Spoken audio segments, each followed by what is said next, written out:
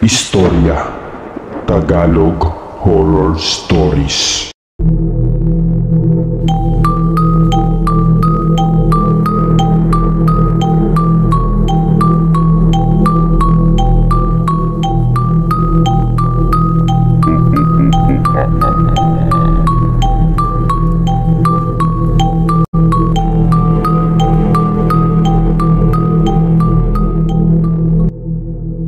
Dahang-dahang tumingkayad ang babae.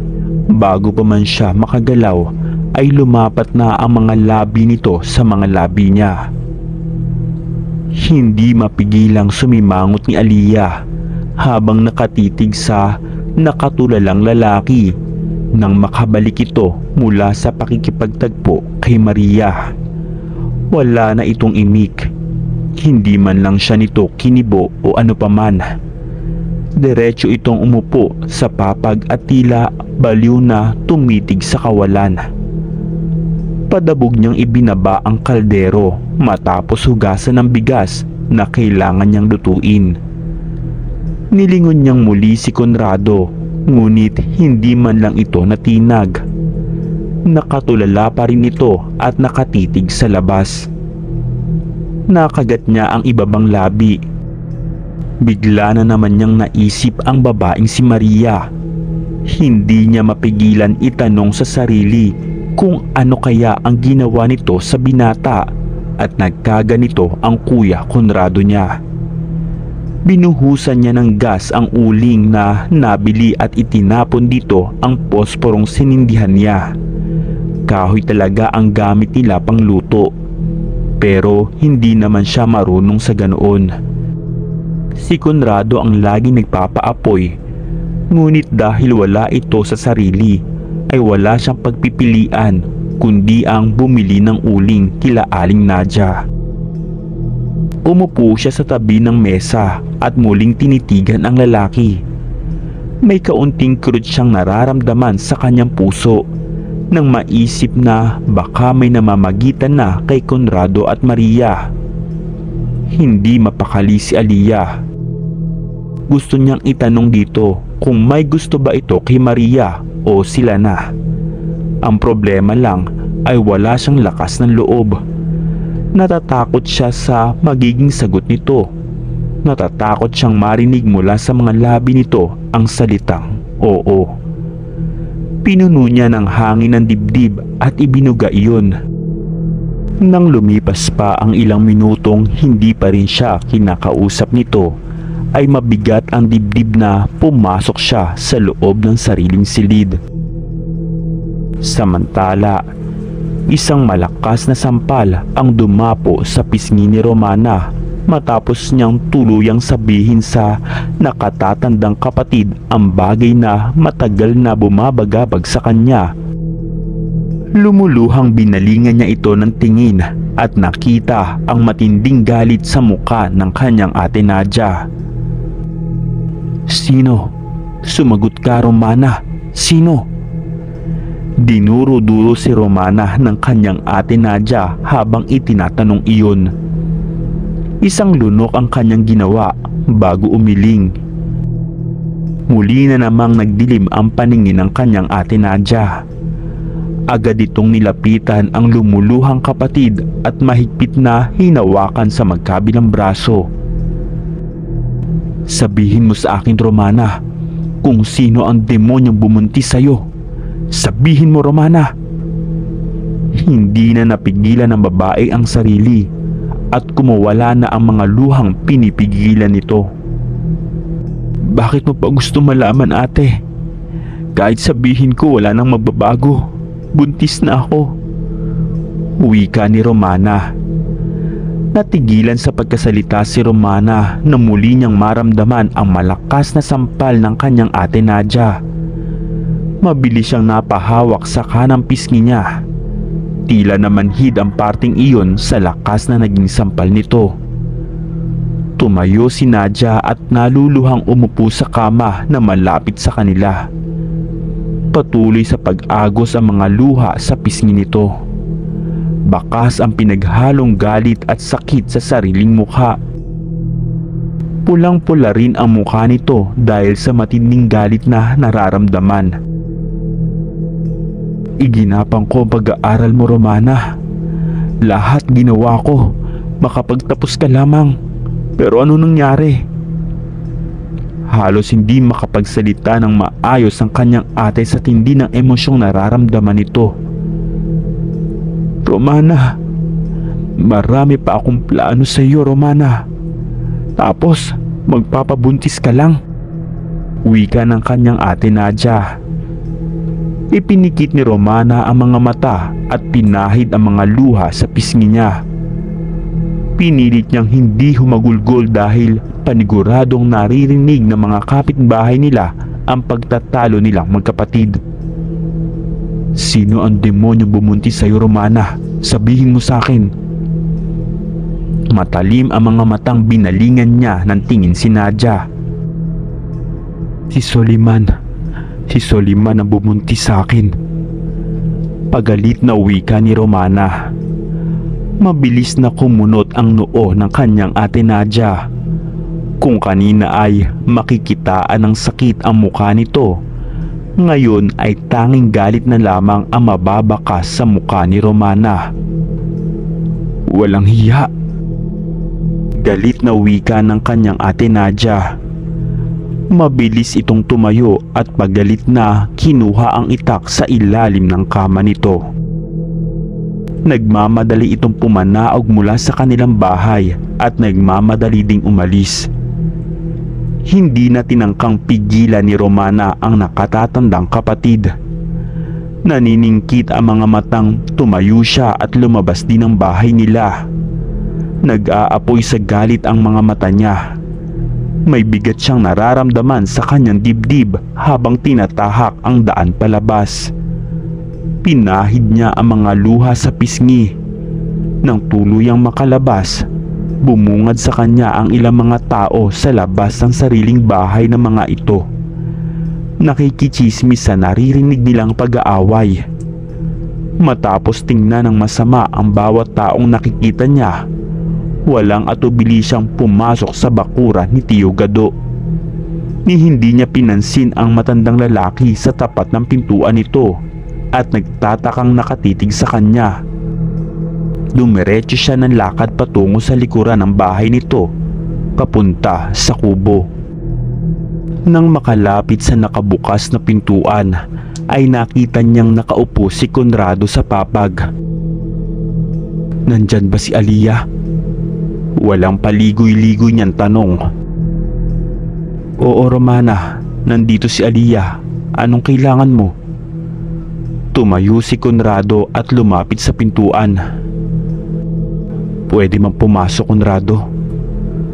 Muli niyang tanong sa lalaki.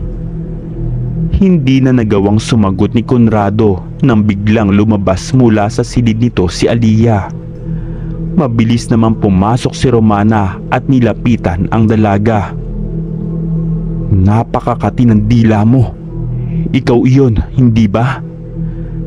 Tila nag-aapoy sa galit ang mga mata ni Romana habang nakatitig kay Aliyah. Mababakas naman sa mukha ni Aliyah ang matinding pagtataka. Unti-unting kumunot ang noo nito at umiling. Hindi ko alam ang ibig mong sabihin, Romana, sagot ni Aliyah. Huwag ka na magsinungaling pa, Aliyah. Ikaw lang naman ang nakakita sa amin kanina ni Soliman. Ikaw ang nagsumbong kay ate. Matapang na tinig ng babae na tila mangangalmot na ito sa sobrang galit. Naiiling naman si Conrado habang nanonood sa dalawa. Mukhang makakasaksi pa yata siya ng away sa araw na iyon. Unti-unting nabaling sa kubong kinaroroonan nila ang atensyon ng iba nilang kapitbahay, maging si Tio Gado, dahil sa ginawa ni Romana. Romana, hindi kita maintindihan. Ano bang ibig mo sabihin? Tila naiinis na wika ni Aliyah. Makikita na ang ilang gitla sa noo nito. Nanlaki ang butas ng ilong ni Romana. Kitang-kita ang matinding galit sa mukha nito. Sinungaling ka, Aliyah, wika ni Romana. Natigilan si Conrado nang biglang sampalin ni Romana si Aliyah. Hawak ang namumulang pisngi. Ginantihan naman ito ni Aliyah ng isang sampal. Wala kang karapatan na saktan ako, Romana. Galit na boses ni Aliyah. Akmang sasabunutan ni Romana si Aliyah, pero mabilis niya itong nalapitan at nahawakan sa magkabilang kamay. Dahil doon, naging malaya si Aliyah upang sabunutan ito. Tumakbo si Gado palapit sa kubo at bumungad sa kanya ang dalawang babaeng nagsasakitan kasama si Conrado.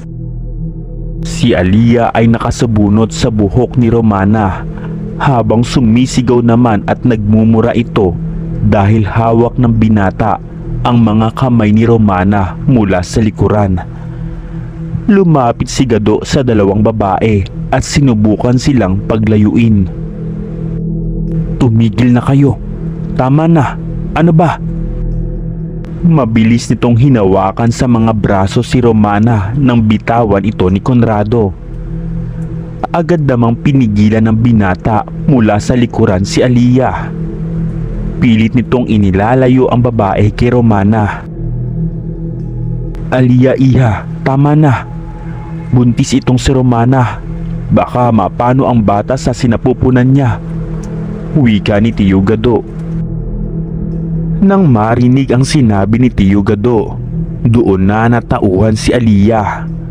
Huminto na ito sa pagsubok na abutin at kalmutin si Romana. Ngunit si Romana ay patuloy pa rin sa paninigaw. Hayop kang babae ka. Patay ka sa akin, Aliyah. Gagantihan kita. Ano ba? Bitiwan niyo ko. Marahas itong lumayo mula kay Tio Gado. Bigla naman dumating si Nadia. Pumasok ito sa kubo at mabilis itong inawat ang kapatid at pinagalitan. Pinagtulungan nila Gado na ibalik sa kanilang bahay si Romana. Hindi kasi ito mapigilan sa pagwawala. Gustong-gusto nitong sugurin si Aliyah at saktan. Marahil ay dahil sa kahihiyan. Nauwi ang galit nito sa babae nang maisip nitong si Aliyah ang nagsumbong sa kanyang ate Nadia.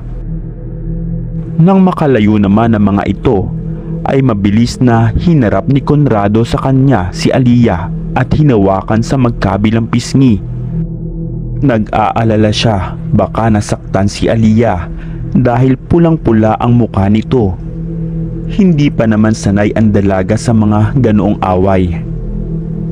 Aliyah, ayos ka lang ba? Wala bang masakit sa'yo? Ang pisngi mo, masakit ba? Natigilan sa pagkasalita si Conrado nang marahas siyang itulak palayo ni Aliyah. Ano bang pakialam mo, Kuya Conrado? Lumayo ka nga sa akin. Doon ka na lang sa Maria mo, wika ni Aliyah. Umalpas ang isang luha mula sa mata ni Aliyah nang sabihin iyon. Agad nitong pinalis ang luha gamit ng likod ng sariling kamay at mabilis na pumasok sa loob ng silid. Naiwan si Conrado sa labas habang nakatitig sa kortinang nagsisilbing pinto ng silid ng babae. Noon niya lang nakitang ganoon si Aliyah. Ilang ulit siyang napalunok nang maramdaman na naman ang pamilyar na kirot sa kanyang puso. Sumapit ang gabi nang hindi na muling lumabas ng silid nito si Aliyah. Sinubukan itong palabasin ni Conrado. Ngunit tila bawat salitang lumalabas sa bibig ng lalaki ay hindi nito binibigyan ng pansin. Kahit ang kumain ng hapunan ay hindi rin ginawa ng dalaga. Hinayaan na lamang ito ni Conrado dahil alam niyang away lang ang mangyayari kapag pinilit niya itong lumabas. Natapos ang gabing iyon na sa papag natulog si Conrado. Kinabukasan, matapos niyang magluto ng agahan ay dumiretso na siya sa pagligo. Nakasuot siya ng itim na t-shirt at maong pants. Hindi na siya kumain dahil hindi rin naman lumabas ang dalaga mula sa silid nito. Ang plano niya ay kakain lamang siya kung hindi nagalit si Aliyah. Gusto niyang sabay silang kumain dahil gusto niya ang makausap ito. Iniwan niya sa mesa ang nakatakip na sinangag, pritong itlog, hiniwang kamatis at ilang daing. Pinagtimpla na rin niya ng gatas si Aliyah. Alam niya kasing hindi ito umiinom ng iba maliban sa gatas. Tumayo si Conrado sa harap ng pintuan ng kwarto ni Aliyah. Aliyah, ngayon ang libing ng kaibigan ni Tio Gado. Aalis ako sandali para makipaglibing. Babalik agad ako. Wika ni Conrado.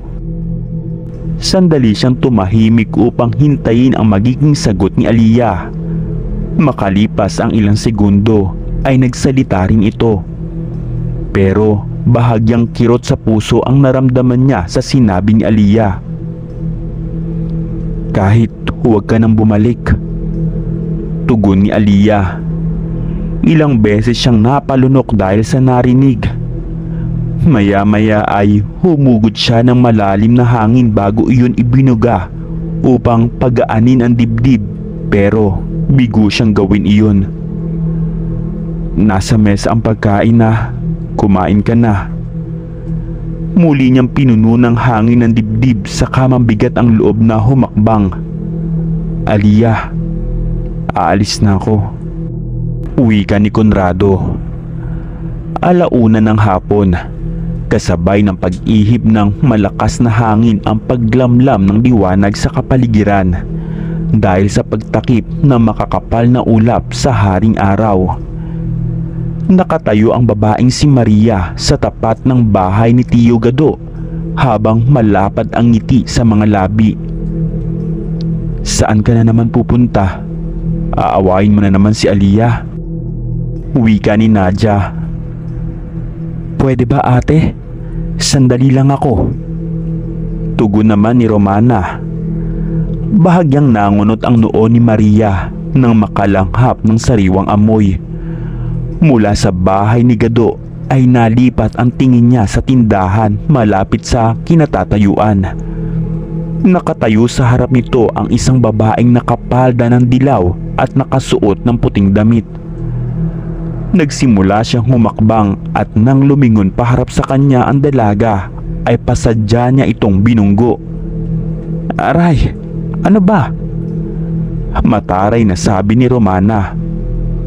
Tumalim ang tingin ni Maria. Matama niyang tinitigan sa muka ang dalaga na siyang kinahinto naman ni Romana. Mula sa muka ng babae ay bumaba ang tingin niya sa maliit nitong tiyan. Isang ngiti ang sumilay sa mga labi ni Maria. Tumaas ang kanyang kamay at dumapo ito mismo sa tiyan ng babae. Buntis ka? Wika ni Maria. Bahagyang napangiwi ang mukha ni Romana nang makaramdam ng bahagyang pananakit ng tiyan. Otomatiko itong lumayo mula sa pagkakahawak niya at napahawak siya sa kanyang tiyan. Paano mo nalaman na buntis ako? Bakas ang takot at pagkataka sa boses ni Romana, ngunit pinilit patatagin ng babae ang tinig. Sa halip na sumagot, lumapad ang ngiti niya sa mga labi. Nagsimula na siyang maglakad palayo, ngunit hindi pa rin inaalis ang tingin sa babae. Samantala, takang-taka naman si Romana habang sinusundan ng tingin ang babaeng papalayo. Mula rito ay naglandas ang tingin niya sa sariling tiyan. May kung anong sakit siyang naramdaman kanina sa tiyan niya nang hawakan ito ng babae. Pinakiramdaman niya ang sarili. Nang wala na siyang kahit na anumang maramdaman ay nagtuloy na siya sa loob ng bakuran ni Tio Gado. Dahan-dahan siyang humakbang patungo sa tapat ng pintuan ng kubo. Hindi pa man siya nakakakatok ay nakarinig na siya ng mga yabag mula sa loob. Maya-maya lang ay bigla nang bumukas ang pintuan. bumungad sa kanya ang dalagang si Aliyah. Mabilis na nalukot ang mukha ng babae nang makita siya. "Anong ginagawa mo dito, Romana?" Bakas ang inis sa tanong ni Aliyah. "Ilang beses ko bang sasabihin sa iyo na wala akong kinalaman sa sinasabi mo, Romana?" Wika ni Aliyah. Umismid siya sa sinabi nito. "Oo na, Aliyah. Kaya nga ako nandito ay para humingi ng dispensa sa iyo." Wika ni Romana. Tinitigan siya ni Aliyah mula ulo hanggang paa. "Anong ibig mo sabihin, Romana?" tanong ni Aliyah. Tumayo siya at pinagkrus ang mga kamay sa tapat ng dibdib. "Sinabi sa akin ni ate kung sino talaga ang tsismosong nagsabi sa kanya ng tungkol sa amin ni Soliman." Umismid ulit siya bago tumango. "Sorry, Aliyah," wika ni Romana. Nawala naman ang mga gitla sa noo ni Aliyah nang makita nito mula sa tindahan nila ang kanyang ate Nadia. Ay tumango ito. "Pinapatawad na kita, Romana," wika ni Aliyah. Muli siya umismit sa sinabi nito. Kapag kuway, tinalikuran na niya ang babae at bumalik sa kanilang tindahan. Lumipas pa ang mga oras. Nanatiling nakatayo sa bungad ng pintuan si Aliyah habang naghihintay kay Conrado. Ilang oras na rin simula nang umalis ito, ngunit hindi pa rin ito bumabalik. Napahawak siya sa sariling tiyan nang makaramdam ng pangangalam ng sikmura. Nilingon niya ang mesa kung nasaan ang agahang iniwan ng kanyang kuya. Nagugutom na siya pero gusto niya itong hintayin bago kumain. Aminado siyang mali ang ipinakita niya rito, pati na rin ang mga nasabi niya. Ginagawa ni Conrado ang lahat para sa kanila, pero ito pa ang ginawa niya. Dahil lamang sa atensyon na ibinibigay nito sa ibang babae ay nagalit na agad siya. "Ano ka ba naman, Kuya Conrado? Pabigat lang naman ako sa kanya." Padabog niyang bulong habang nakasimangot siya. Hapon na rin at malapit ng maggabi, pero wala pa rin si Conrado. Labas-masok na si Aliyah sa silid at kubo. Nakapaglinis na rin siya ng bakuran habang naghihintay sa binata, pero hindi pa rin ito bumabalik. Nang sumapit ang alas 5 ay nakita niyang kakapasok pa lang ng bakuran si Gado. Mabilis siyang lumabas ng kubo at tumakbo palapit sa lalaki. "Manong Gado," wika ni Aliyah. Agad na sumilay ang ngiti sa mga labi ng lalaki nang makita siya. "O Iha, bakit?" tanong ni Tiyo Gado.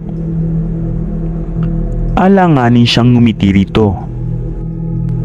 "Si Kuya Conrado po, Tiyo. Hindi niyo ba siya kasama?" tanong ni Aliyah. Lumingali nga siya sa paligid pero kahit anino ng lalaki ay hindi niya nakita. Kasi kanina nagpaalam sa akin si Conrado.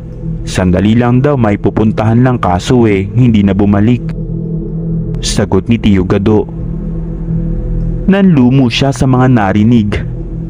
Ilang beses siyang napalunok bago alanganing ngumiti sa lalaki. Ganun ba? Sige po, salamat po, Manong Gado," wika ni Aliyah. Tumango sa kanya ang lalaki at ngumiti rin. "Huwag kang mag-alala, Aliyah. Uuwi rin yun, baka naghahanap lang ng trabaho sa bukid," sabi ni Tiyo Gado. Tumango lamang siya rito bago nagpaalam. Muli siyang bumalik sa kubo at naupo sa papag. Nanatili siyang nakaupo doon habang hinihintay pa rin ang pagbabalik ni Conrado. Kinakabahan siya at nakokonsensya. Natatakot din siya na baka siya ang dahilan kaya hindi pa ito umuuwi. Iniisip din niya na baka nagalit ito sa kanya dahil sa kanyang inasal. Nang sumapit ang 7:00 at wala pa rin ang lalaki, ay tumayo na siya at lumabas ng kubo. Isinarado niya itong mabuti bago lumabas ng bakuran ni Tio Gado. Nag-angat siya ng ulo upang hanapin sa mga taong dumadaan ang muka ni Conrado. Pero bigo siyang makita ito. Nagbuga siya ng hangin at lumunok ng isang beses. Nilingon niya ang bahay ni Gado at nang masigurong wala ang lalaki ay nagsimula na siyang humakbang. Habang naglalakad ay pilit niyang hinahanap sa mukha ng mga taong nakakasalamuha niya ang Kuya Conrado niya. Dahil sa labis na pag-aalala ay mas lalo niyang binilisan ang paglalakad. Kung wala sanang naghahanap ng mga lalaki sa kanila at gusto silang patayin ay hindi naman siya kakabahan ng ganoon. Natigilan siya sa paglalakad nang marinig ang pagtawag ng kung sino sa pangalan niya. Aliyah! Aliyah! Ikaw nga! Nilapitan siya ng isang lalaking nakasuot ng checkered shirt at maong pants. Tinitigan niya ito at nakitang malapad ang ngiti nito sa mga labi. Bahagyang kumunot ang noo niya habang nakatingin dito. Sino ka? Tanong ni Aliyah. Nahihiya itong kumunot sa ulo. Ako nga pala si Anjo. Nagkakilala na tayo noon sa labas ng tindahan ni Nadia. Kasama mo pa nga yung kuya mo eh. Wika ni Anjo. Matama niyang tinitigan ang mukha nito at nag-isip ng mabuti. Nang maalalang isa ito sa mga lalaking nakilala nila noon ni Conrado habang bumibili ng barbecue ay napangiti siya. Ikaw nga, naaalala na kita. Wika ni Aliyah. Napakamot uli sa ulo nito si Anjo. Tanda ng hiya sa babae. Ayaw mawala ng ngiti nito sa mga labi habang nakatitig sa magandang mukha ni Aliyah. Bakit nga pala nandito ka? Gabi na. Delikado din. Wika ni Anjo. Napatingin si Aliyah sa mga taong naglalakad sa paligid. Alanganin siyang ngumiti. Anjo, nakita mo ba si kuya? Hinahanap ko kasi siya eh. Hindi pa siya umuwi. Tanong ni Aliyah. Naku, hindi Aliyah eh. Pero gusto mo ba samahan kitang hanapin siya? Baka kasi kung mapano ka pa. Wika ni Anjo. Nagdadalawang isip man ay napilitan siyang tumango sa binata. Mas mabuti nga na may kasama siya dahil hindi pa rin niya kabisado ang mga tao sa baryong iyon. Sigurado ka ba? Medyo nahihiya niyang tanong. Salamat Anjo kung gusto mo kong samahan na. Wika ni Aliyah. Sabay na nga silang naglakad ng binatang si Anjo. Plano nilang magtungo sa bungad ng baryo. Kung hindi pa rin nila makita ang lalaki roon, ay binabalak nilang lumabas at magtungo sa sementeryo. Baka kasi naroon pa rin ang lalaki o bumalik doon. Kinakain na siya ng kaba dahil ayon kay Anjo, malapit na sila sa bungad ng baryo. Paunti-unti na rin ang mga taong naglalakad sa daan pero hindi pa rin nila nakikita si Conrado. Mas lalo siyang nilokoban ng matinding takot. Nang muling ibalik ang tingin sa tinatahak nilang daan, ay mabilis siyang natigilan sa nakita. Si Anjo man ay natigilan din nang makitang nakatulala siya. Hindi kalayuan mula sa kanila ay makikitang naglalakad si Conrado kasama ang isang babae. Nakangiti ang lalaki at tila tuwang-tuwa habang nakikipag-usap sa dalagang kasabay nito sa paglalakad. Nang mabaling naman ang tingin ni Conrado sa kanila ay bigla rin itong natigilan. Pati na ang babaeng kasama nito na si Maria.